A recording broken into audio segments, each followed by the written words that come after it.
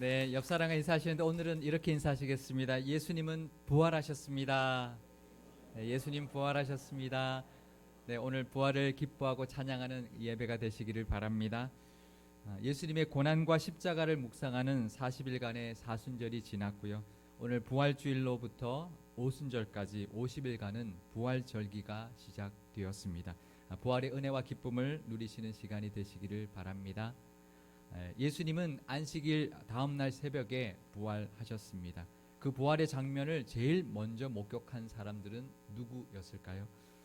그 새벽에 예수님의 무덤으로 찾아갔던 세 여인들이었습니다.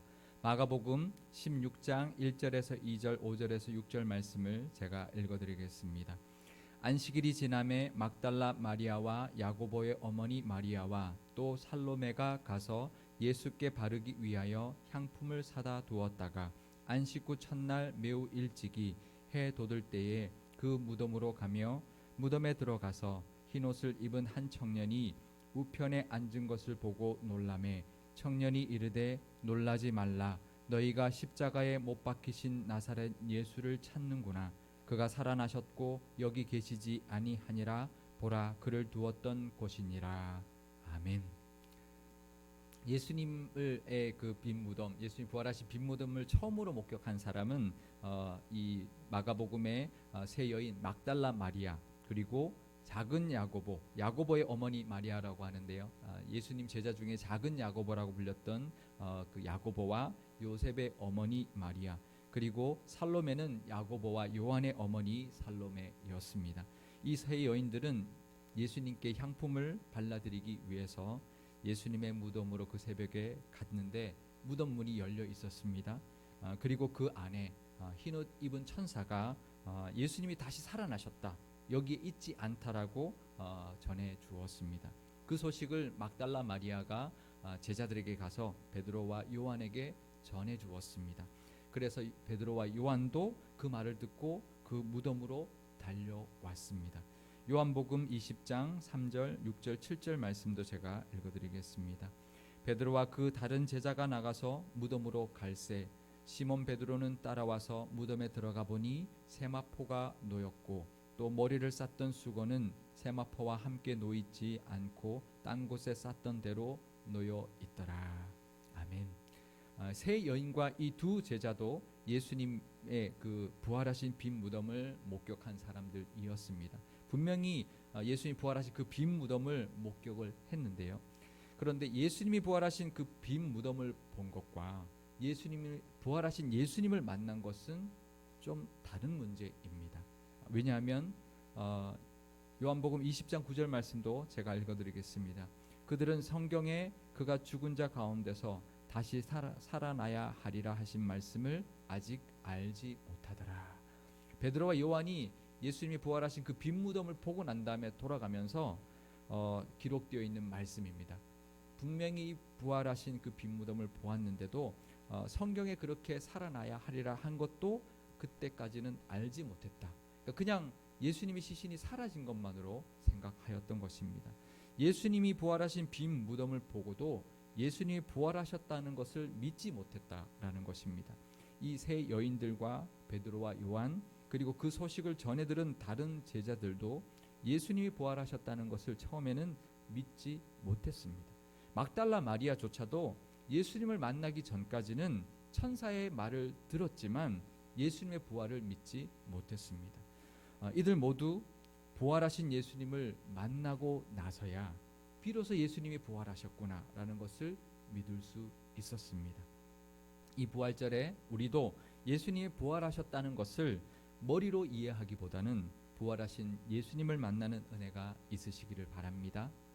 오늘 이 부활절 예배에 그냥 부활을 우리가 기념하는 것이 아니라 부활하신 예수님을 만나는 시간이 되시기를 바랍니다. 사도 바울은 예수님이 부활하신 그 빈 무덤을 보지도 못한 사람이었습니다. 하지만 사도 바울은 내가 부활의 증인이다 라고 말을 합니다. 그것은 다메섹으로 가던 길에 부활하신 예수님을 만났기 때문이었습니다. 부활의 증인은 빈 무덤을 목격한 사람이 아니라 부활하신 예수님을 만난 사람들입니다. 우리도 예수님을 인격적으로 만났다면 부활의 증인이라는 것을 알아야 합니다. 2000년 전에 십자가에서 죽으신 그분이 부활하셨고 지금도 살아계셔서 우리를 만나 주셨으니 우리도 부활하신 예수님을 목격한 증인임을 기억하실 수 있기를 바랍니다. 사도 바울이나 우리가 똑같은 부활의 증인으로 살 수 있다는 것을 깨달으시고 예수님이 부활하셨다는 것을 담대하게 전하는 증인의 삶도 사시기를 바랍니다. 아멘이 적으시군요. 네, 그럼 부활하신 예수님을 처음 만난 사람 누굴까요? 빈 무덤을 목격한 사람 말고 부활하신 예수님을 처음으로 만난 사람은 누구였을까요? 바로 막달라 마리아였습니다. 같이 봤던 두 여인도 그곳을 떠나버렸고 또 소식을 듣고 무덤으로 달려왔던 베드로와 요한도 돌아간 그 빈 무덤 곁에 서 있던 이 막달라 마리아를 예수님께서 부활하신 예수님께서 처음으로 만나 주셨습니다. 그리고 두 번째로 만난 사람은 누구였을까요? 바로 오늘 본문에 나오는 엠마오로 가던 두 제자였습니다. 마가복음 16장 12절 말씀은 우리 함께 읽어보겠습니다. 그 후에 그들 중 두 사람이 걸어서 시골로 갈 때에 예수께서 다른 모양으로 그들에게 나타나시니. 네, 마가복음에 이렇게 짧게 기록되어 있습니다. 그리고 엠마오로 가던 길이라고 하지 않고 시골로 갈 때라고만 이렇게 기록되어 있습니다. 하지만 누가복음에서는 아주 상세하게 기록해주고 있는데요. 이들이 엠마오로 가던 두 제자였고 누가복음 24장 18절에 보면 그 두 제자 중에 한 사람의 이름까지 기록해주고 있습니다. 그 사람의 이름은 바로 글로바였습니다. 혹시 글로바가 누군지 아시나요? 요한복음 19장 25절 말씀 제가 읽어드리겠습니다. 예수의 십자가 곁에는 그 어머니와 이모와 글로바의 아내 마리아와 막달라 마리아가 섰는지라. 그러니까 이 글로바는 십자가 밑에도 있었고 예수님의 무덤에도 같이 갔던 그 세 여인 중에 한 여인 마리아의 남편이었다는 것입니다. 그리고 작은 야고보와 요셉의 어머니 마리아의 남편 바로 그 글로바였다는 것입니다. 그러니까 지금 그 아내 마리아는 새벽에 예수님의 무덤을 찾아갔다가 예수님이 없어졌고 또 예루살렘에 그래서 남아 있었지만 그 남편 글로바는 다른 제자 한 사람과 함께 고향 갈릴리로 돌아가고 있었던 것이었습니다. 그 두 제자에게 예수님이 찾아가셔서 만나 주셨습니다. 아주 특별한 은혜를 그 두 사람에게, 특별히 글로바에게 베풀어 주셨던 것입니다. 사랑하는 12제자 중에 하나였던 작은 야고보의 아버지였고 예수님을 늘 따라다녔던 여인들 중에 특별한 그 세 여인 중에 하나였던 마리아의 이 남편이었던 이 글로바를 부활하신 예수님이 친히 찾아가 주셨던 것입니다.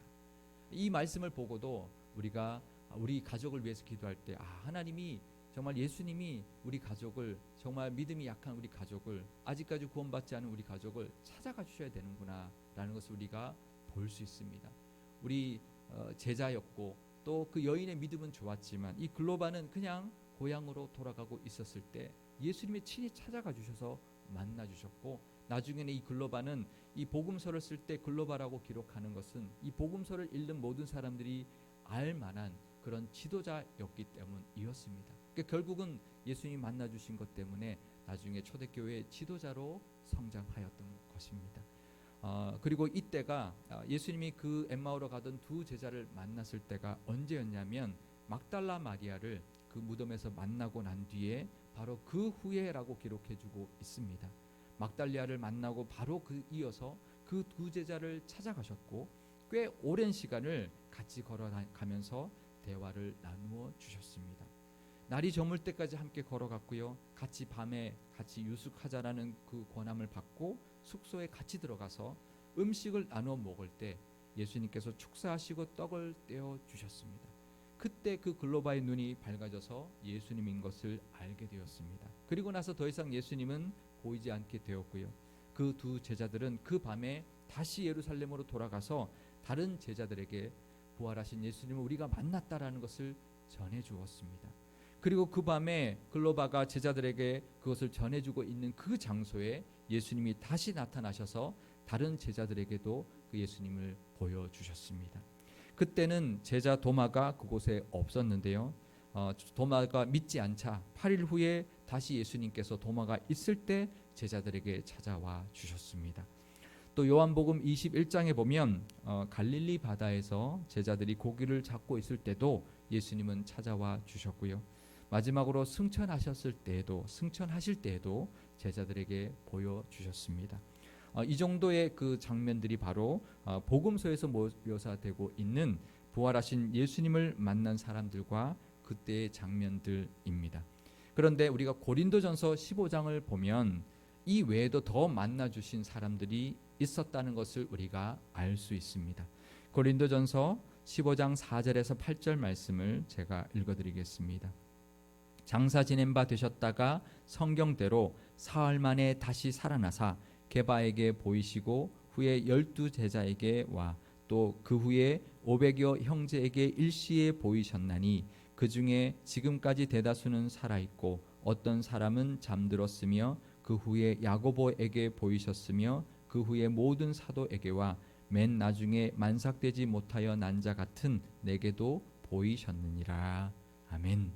이 고린도전서는 사도 바울이 기록한 것이기 때문에 맨 나중에 만삭되지 못하여 난 자 같은 나라는 말은 사도 바울을 의미하는 것이고요. 그 다음에 이제 12제자를 만났다는 것들은 아마 복음서에 나와 있는 그 장면과 아마 겹치는 그런 이제 장면일 것이고요. 또 기록을 보면 500여 제자들이 있을 때 500명이 되는 그런 제자들이 있을 때도 예수님이 나타나 주셨다는 것이고요. 또 베드로와 야고보도 개인적으로 따로 만나 주신 적도 있었다는 것을 우리가 알 수 있습니다. 베드로는 예수님의 수제자였기 때문에 충분히 그럴 수 있었을 것입니다.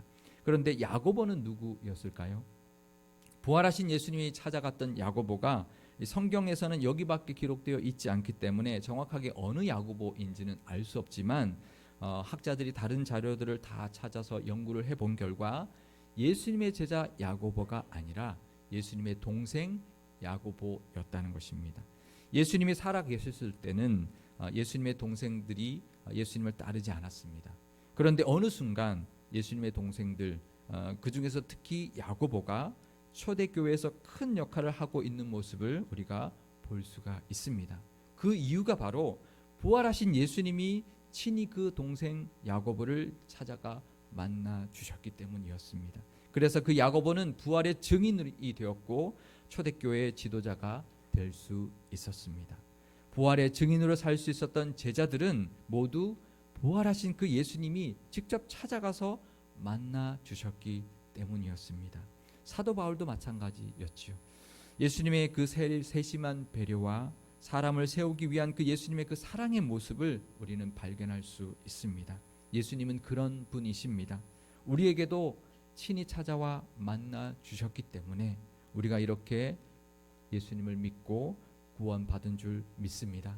그 믿음이 있으시기를 바랍니다. 예수님의 그 사랑과 은혜에도 감사하는 이 시간 되시기를 바랍니다. 우리가 잘해서가 아니라 글로바처럼 믿음이 약했고 또 사도 바울처럼 예수님을 부인했지만 또 야고보처럼 예수님을 제대로 믿지 못했지만 예수님이 친히 찾아와 주셔서 만나 주셨기 때문에 그들은 복음의 증거자 또 지도자들이 될 수 있었습니다. 우리도 그 은혜가 있었기 때문에 이 자리에 앉아 하나님을 예배하는 줄 믿습니다. 그 은혜에 감사하시는 이 시간이 되시기를 바랍니다. 그럼 부활하신 예수님께서 왜 제자들을 찾아가 주셨을까요? 부활하신 예수님이 하신 말씀들을 보면 그 이유를 알 수 있는데요. 우리가 부활하신 예수님이 하신 말씀이라고 하면 아마 마태복음 28장에 나오는 성교의 명령, 지상 명령을 아마 떠올리게 될 것입니다. 마태복음 28장 19절에서 20절 말씀을 우리 함께 읽어보겠습니다. 그러므로 너희는 가서 모든 민족을 제자로 삼아 아버지와 아들과 성령의 이름으로 세례를 베풀고 내가 너희에게 분부한 모든 것을 가르쳐 지키게 하라. 볼지어다 내가 세상 끝날까지 너희와 항상 함께 있으리라 하시니라. 아멘. 가서 모든 민족을 제자 삼고 세례를 베풀고 그 예수님의 말씀을 가르쳐 지키게 하라는 그 말씀이었습니다. 물론 이 말씀이 예수님이 부활하셔서 하신 말씀 중에서 가장 중요한 말씀인 것은 분명합니다. 하지만 성교에 대한 이 지상 말씀은 예수님이 부활하시고 승천하시기까지 40일 동안 제자들에게 나타나셔서 하셨던 말씀 중에서 제일 마지막에 한 말씀이었습니다. 승천하시기 바로 직전에 해주신 말씀이었습니다. 부활하신 예수님이 하신 말씀은 이것만 있는 게 아니었습니다. 부활하신 예수님이 하신 말씀 중에서 분명 이 말씀을만을 기억한다면, 이 말씀만 우리가 기억한다면 예수님이 부활하신 후에 제자들을 만나주신 여러 모습들과 그 이유를 우리가 놓칠 수 있습니다. 예수님이 부활하신 후에 만난 제자들에게 하신 다른 말씀들도 우리는 분명히 귀담아 들어야 합니다. 이 선교의 사명의 말씀이 가장 중요한 말씀이지만 그 사명을 감당하기 위해서 예수님이 제자들에게 하신 말씀들이 있었음을 이 시간 깨닫고 우리도 그 말씀을 따라서 부활의 증인으로 살아가실 수 있기를 바랍니다. 부활하신 예수님이 하신 말씀 중에서 우리가 주목해야 할 말씀이 바로 엠마오로 가던 두 제자들에게 해주신 말씀이었습니다. 누가복음 24장 32절 말씀을 우리 함께 읽어보겠습니다. 그들이 서로 말하되 길에서 우리에게 말씀하시고 우리에게 성경을 풀어주실 때에 우리 속에서 마음이 뜨겁지 아니하더냐 하고. 아멘. 예수님은 엠마오로 가던 두 제자를 만나서 성경을 풀어주셨습니다. 설명해 주셨습니다. 오랜 시간 동안 같이 걸어가면서 계속 성경을 말씀해 주셨다는 것입니다. 근데 그때 그들의 마음이 뜨거웠다는 거죠. 그리고 10 제자들에게 부활하신 그날 저녁에 나타나셨을 때에도 예수님은 말씀을 깨닫게 해 주셨습니다. 누가복음 24장 44절에서 45절 말씀을 제가 읽어드리겠습니다. 또 이르시되 내가 너희와 함께 있을 때에 너희에게 말한 바 곧 모세의 율법과 선지자의 글과 시편의 나를 가리켜 기록된 모든 것이 이루어져야 하리라 한 말이 이것이라 하시고 이에 그들의 마음을 열어 성경을 깨닫게 하시고. 아멘. 모세의 율법과 선지자의 글과 시편이라고 하면 구약 성경 전체를 가리키는 말입니다. 부활하신 예수님이 제자들을 만나서 부활하신 그날 저녁 제자들을 만나서 처음으로 해주신 말씀은 바로 성경을 말씀해 주신 것이고요. 제자들의 마음을 열어서 그 말씀을 깨닫게 해주신 것이었습니다. 부활의 증인은 제일 먼저 하나님의 말씀의 은혜가 있어야 된다는 것입니다. 부활의 증인이 되려면 하나님의 말씀의 은혜가 하나님이 깨닫게 해주시고 예수님이 우리에게 뜨겁게 해주시는 그 말씀의 은혜가 있어야 한다는 것입니다. 성경 말씀이 예수님을 전하고 있고 그 말씀이 성취되었다는 것을 깨닫고 그 말씀의 은혜에 마음이 먼저 뜨거워지셔야 합니다.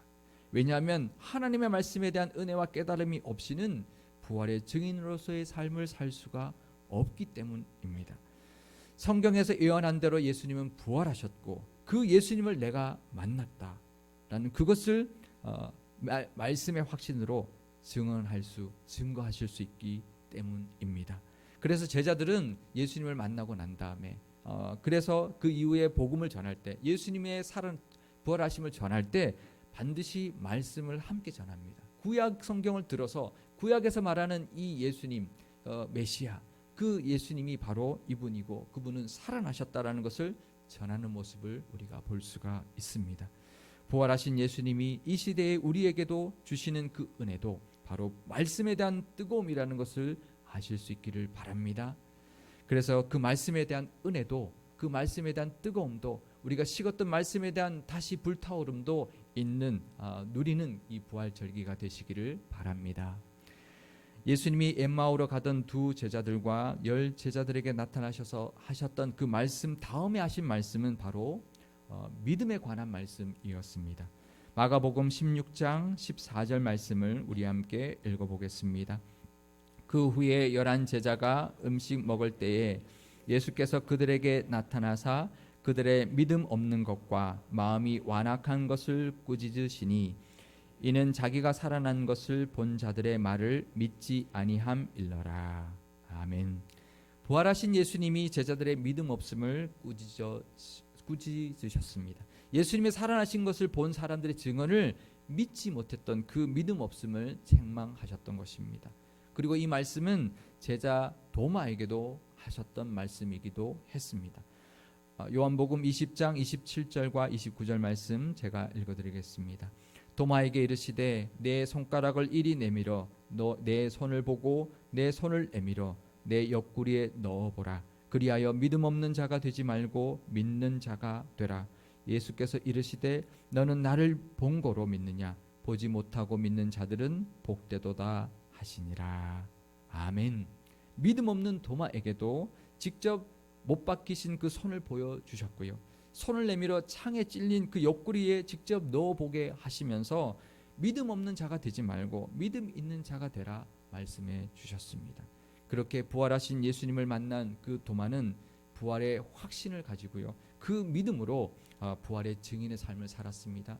그래서 기독교 전승에 따르면 도마는 그 시절에 인도까지 가서 복음을 전했고요. 순교까지 하였습니다. 오늘 마가복음의 본문을 보면 엠마오로 가던 두 제자들에게 말씀을 깨달아 마음을 뜨겁게 해주셨고 또 제자들에게 믿음이 있어야 함을 가르쳐 주시고 난 후에야 비로소 복음 전파의 사명을 주셨다는 것을 우리가 알 수 있습니다. 마가복음 16장 15절 말씀 우리 함께 읽어보겠습니다. 또 이르시되 너희는 온 천하에 다니며 만민에게 복음을 전파하라.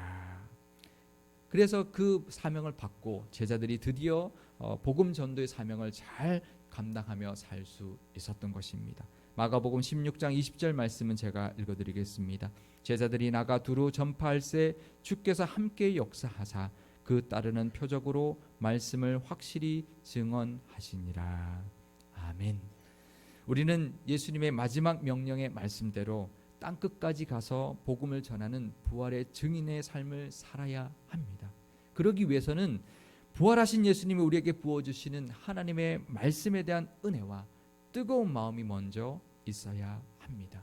이 부활절기에 그 말씀에 대한 은혜, 그 말씀에 대한 뜨거운 마음을 회복하시기를 바랍니다. 그리고 그 말씀이 증거하고 있는 그 하나님의 사랑과 예수님의 십자가의 은혜와 부활을 믿는 믿음을 가질 수 있어야 합니다. 우리에게 이 부활절기에 믿음을 회복하고 확실한 그 하나님을 향한 믿음, 예수 그리스도의 그 십자가의 은혜와 부활을 믿는 믿음이 우리 마음속에 확고해지시기를 축복합니다. 늘 우리를 만나주시고 부활하셔서 지금도 살아계신 그 예수님과 동행할 때 증인의 삶을 살기 위하여 말씀의 기쁨, 말씀의 뜨거움과 믿음의 기쁨, 믿음의 그 확신을 가지시는 그렇게 그 은혜가 가득한 이 50일간의 부활절기가 다 되실 수 있기를 주님의 이름으로 축원드립니다. 기도하시겠습니다. 하나님 아버지, 예수님은 죽은 지 사흘 만에 부활하셔서 우리에게도 부활의 소망이 되어주신 그 은혜에 감사와 찬송을 올려드립니다. 부활하신 예수님께서 제자들을 사랑하셔서 친히 찾아가 주셨던 것처럼 우리도 친히 찾아와 만나주시고 구원해 주신 그 은혜에도 감사드립니다. 부활하신 예수님을 만나 구주로 영접했으니 우리도 제자들처럼 부활의 증인임을 기억하게 하시고 부활의 증인의 삶을 살 수 있도록 인도하여 주옵소서. 부활의 증인의 삶을 살기 위해서는 먼저 말씀에 마음이 뜨거워지는 은혜가 있어야 될 줄 압니다. 식어버린 우리의 마음도 열어 뜨겁게 해주시사 말씀의 은혜가 넘쳐나게 하여 주옵소서. 예수님과 예수님이 하셨던 그 모든 일들과 부활을 믿는 믿음을 더하여 주시사 담대하게 복음을 전하며 사는 믿음 되게 하여 주옵소서. 우리 교회를 위해서도 기도합니다. 이 부활절기에 부활의 기쁨이 가득하고 모이기를 힘썼던 초대교회처럼 늘 한마음 되게 하여 주옵소서. 말씀의 은혜가 넘쳐나게 하시고 믿음의 은사도 더하여 주옵소서. 수련회를 준비하고 있사오니 수련회를 통해서도 말씀의 뜨거움을 회복하게 하시고 믿음도 더해지는 귀한 시간 되게 하여 주옵소서. 우리 구주 예수 그리스도의 이름으로 기도드리옵나이다. 아멘.